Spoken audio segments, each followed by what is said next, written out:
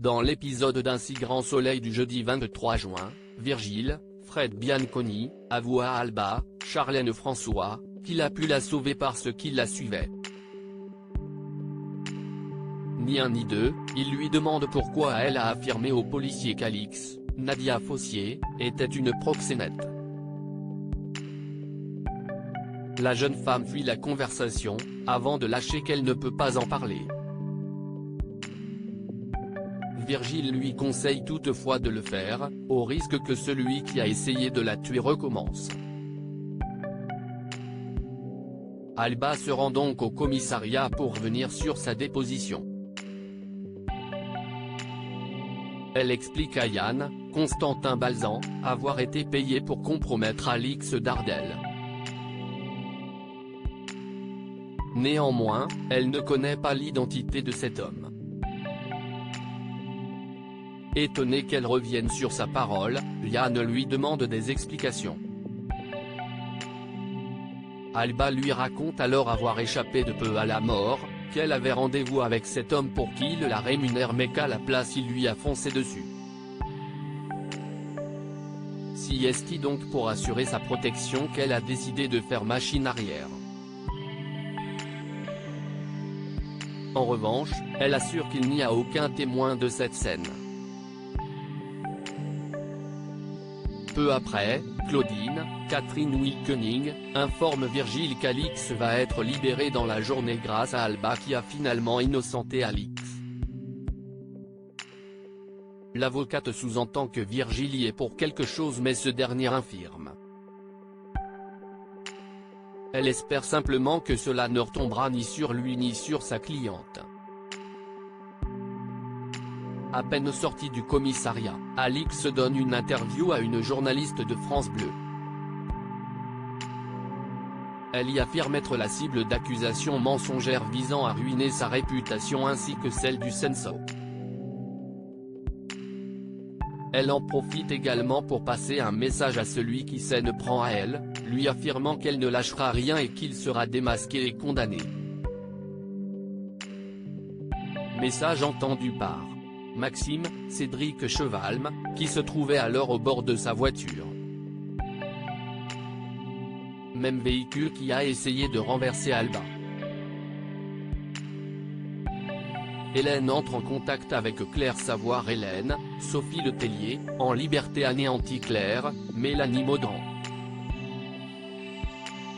Florent, Fabrice Deville, la rassure alors en lui disant que Johanna, Aurore Delplace, a rendez-vous avec la juge pour contester la remise en liberté et pour demander une contre-expertise psychologique. Néanmoins, il lui demande de se préparer à l'éventualité qu'Hélène soit bel et bien jugée irresponsable. Une option qui met Claire dans tous ses états, puisqu'elle estime qu'elle a toujours été parfaitement consciente de ce qu'elle lui a fait subir.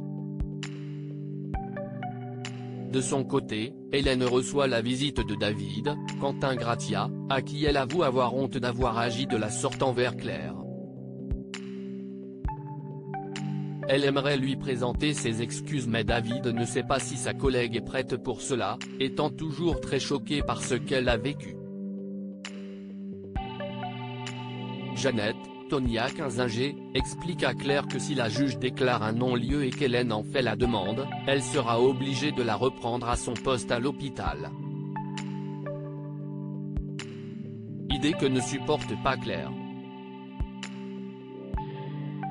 Et même si le docteur Lewis n'est pas non plus à l'aise avec cela, elle ne peut interférer dans ce potentiel retour. Une conversation que David a entendue.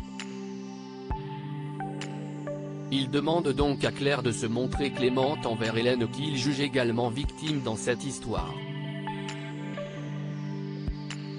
Mais pour celle-ci, si est-il trop facile de remettre son comportement sur des effets secondaires d'un traitement.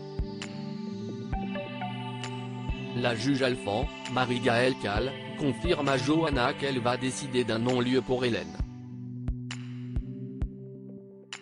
L'avocate est en parfait désaccord avec cette décision et fera appel estimant qu'Hélène n'a jamais manqué de discernement lorsqu'il s'agissait d'établir une fausse ordonnance, falsifier des résultats d'analyse médicale, droguer et séquestrer une personne. Car au contraire, elle était plutôt méthodique et organisée. Au même moment, Hélène appelle Claire. Si elle décroche, l'infirmière ne se montre pas tendre, lui rétorquant qu'elle ne lui pardonnera jamais et exigeant qu'elle ne la contacte plus. Serge Levard, Laurent Fratal, annonce ensuite à Hélène qu'elle est désormais sortie d'affaire. Toutefois, il lui conseille de porter plainte contre le laboratoire qui fabrique son médicament pour l'hypertension pour défaut d'information et mise en danger de la vie d'autrui. La psychiatre d'Hélène pense même que cela peut l'aider à se reconstruire. Mais la principale intéressée doute et préfère prendre le temps d'y réfléchir. Elle lui révèle ensuite avoir appelé Claire, ce que son avocat lui demande de ne pas réitérer au risque que cette dernière dépose plainte pour harcèlement.